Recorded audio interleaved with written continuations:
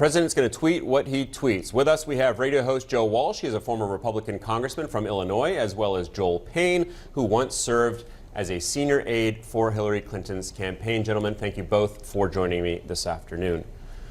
Joe, I want to go to you first. So far, we have been counting the number of Republicans who have condemned the president's comments. That number stands at 19, but not Senate Majority Leader Mitch McConnell. He came out last hour and said directly the president is not a racist.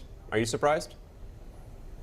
I'm disappointed, somewhat surprised, because, Alex, I think this was ugly.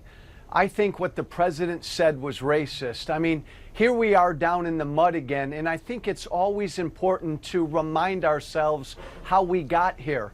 2 days ago, the President of the United States told 4 brown-skinned congresswomen to go back to where they came from.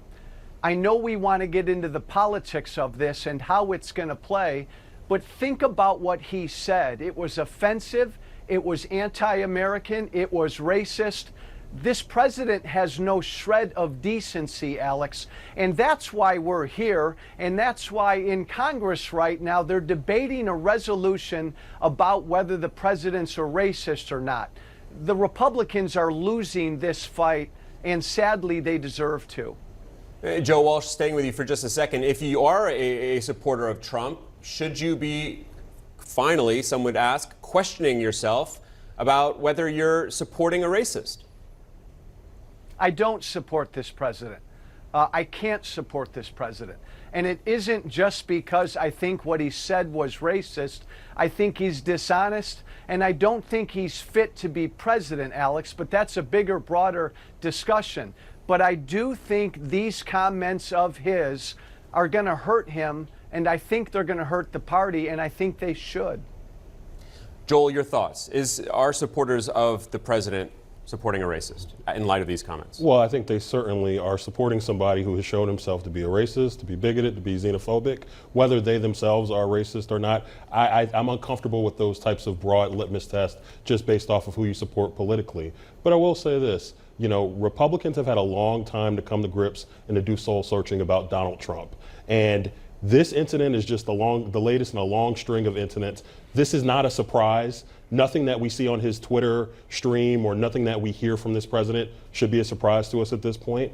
I think Republicans are past the point where they can say, I'm shocked, I'm dismayed by what this president says. What I'd also say is this, you know, President Trump puts a very explosive, very shiny jacket on all of these platitudes and all of these tropes and ideas, but they're ideas that a lot of Republicans have held for a long time and things that a lot of people with R's next to their names have felt for a long time. It's just that this president is actually saying them. He's saying the quiet part out loud. And I think that's what's making a lot of Republicans uncomfortable. In the wake of all this, in this firestorm that this has created and a fierce debate over whether this is racist or not, do you think the Democrats are muddying the waters when they then raise the notion of impeachment, as we did see these Democratic congresswomen do in the wake of these comments? Well, I don't think that's muddying the waters. I think, honestly, when you hear Ilhan Omar talk about impeachment, that's her talking about doing her job. Not because the president's a bigot, although that should be enough of a reason to have pause, but because he's shown in part 2 of the Mueller, or rather part 1 of the Mueller report, to have obstructed justice and to do things that is deserving of that type of conversation. In the era of Trump, it's so hard to disassociate all of the different things that we're dealing with. There's a lot of factors to consider. There's Donald Trump, who he is as the person. There's his policy. There are the norms that he's breaking on a daily basis. I think we as media and as observers are asked to consider these things in one large pail at one time when we have to be able to disassociate and separate them. I think it's totally appropriate to say you want to hold Donald Trump accountable and disassociate that from who he is as a person. We have heard after all this from longtime conservative commentator George Will, who famously left the Republican Party. Let's take a quick listen to that.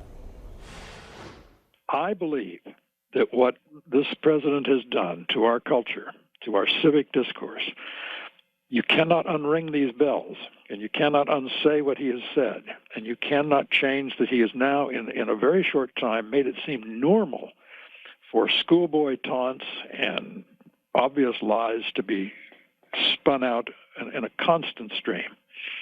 I think this will do more lasting damage than Richard Nixon's surreptitious burglaries did. Joe Walsh, to you, do you think he's right? Do you think George Will, what he said in saying that you cannot undo what Trump has done to political rhetoric, cannot be undone, and what he has done to civility? I actually do agree. I think it's going to take a long time, because even if Trump loses in 2020, he's not going anywhere. Look, I was a Republican member of Congress. My Republican Party, my party, welcomes anybody into this country legally if they want freedom and opportunity, regardless of color, race, or creed, or where they come from. That is not the Republican Party that this president represents. That's a shame. And that's going to take a long time to undo. All right, gentlemen, we have to leave it there. Thank you for a great discussion this afternoon. Joe Walsh in Chicago, Joel Payne with me here in Washington. Thanks very much.